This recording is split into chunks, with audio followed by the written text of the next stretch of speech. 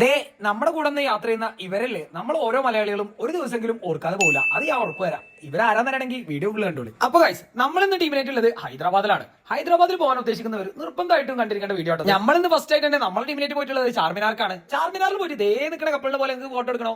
രാവിലെ 10 മണിക്ക് മുൻപ് പോവാണെങ്കിൽ ഇതേപോലെ ഫോട്ടോ എടുക്കും. ഇല്ലെങ്കിൽ എന്തൊക്കെ അവസ്ഥ എന്നുള്ളത് ഒരു 10 മണി കഴിയട്ടെ ഞാൻ കാണിച്ചു. രണ്ടാമത് നിങ്ങൾ ശ്രദ്ധിക്കേണ്ട കാര്യമാണ്, ചാർമിനാർക്ക് വരുമ്പോൾ ബാഗ് തൂക്കി വന്നിട്ടുണ്ടെങ്കിൽ ഉള്ളിൽ കയറ്റൂല. ഇന്നെ പോലെ നല്ല സോലിയത്തായ ഏതെങ്കിലും ചെക്കന്മാരുണ്ടെങ്കിൽ ഓലെ കൊടുക്കുക, ഓലെ പുറത്ത്. ഇവിടെ ഒക്കെ ഭയങ്കര മതസൗഹാർദ്ദാട്ടോ. ചാർമിനാറിന്റെ സൈഡിൽ തന്നെ അമ്പലമുണ്ട്. ചാർമിനാറിന്റെ തൊട്ടടുത്ത് തന്നെയുള്ള മക്ക മസ്ജിദ് കയറുമ്പോൾ ഷോർട്ടായിട്ടുള്ള ഡ്രസ്സും തലമ ഷോളും ഇല്ലെങ്കിൽ ഉള്ളിൽ കയറാൻ പറ്റൂല. തട്ടത്തിൻ മറയത്തെ പെണ്ണെ നിൻ കണ്ണിലെന്നെ ഞാൻ കണ്ടേ. തട്ടത്തിൻ മറയത്തെ മദാമ്മമാരടുത്ത് നിന്ന് ഞാൻ നേരെ പോയത് ബാർഗനിങ് നടക്കണോട് കേട്ടോ.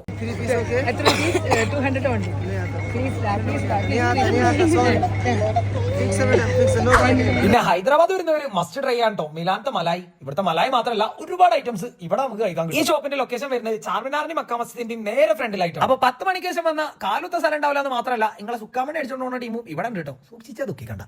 नाम क्या है? साहिल खान। साहिल खान। स्टाइल गम. സ്റ്റൈലും കാട്ടി ചെക്ക ഒരു ദിവസം ഉണ്ടാക്കുന്നത് 2500 റുപ്യാണ്. ഞാൻ ഒരു മണിക്കോലോ പാലിക്കുന്നത്. അപ്പൊ അവിടെ നിന്ന് ഇറങ്ങി നമ്മള് നേരെ ഫുഡ് കഴിക്കാൻ പോയി. ഫുഡ് നമ്മളൊരു മെയിൻ ആണല്ലോ. ഹൈദരാബാദ് ബിരിയാണി. ഇന്റെ മോനെ അത് ഹൈദരാബാദ് തന്നെ കഴിക്കണം. കിട്ടിയില്ല. അപ്പൊ ഉച്ചക്കേശുള്ള വിശേഷങ്ങൾ അടുത്ത വീഡിയോ കാണാം. See you guys, bye by.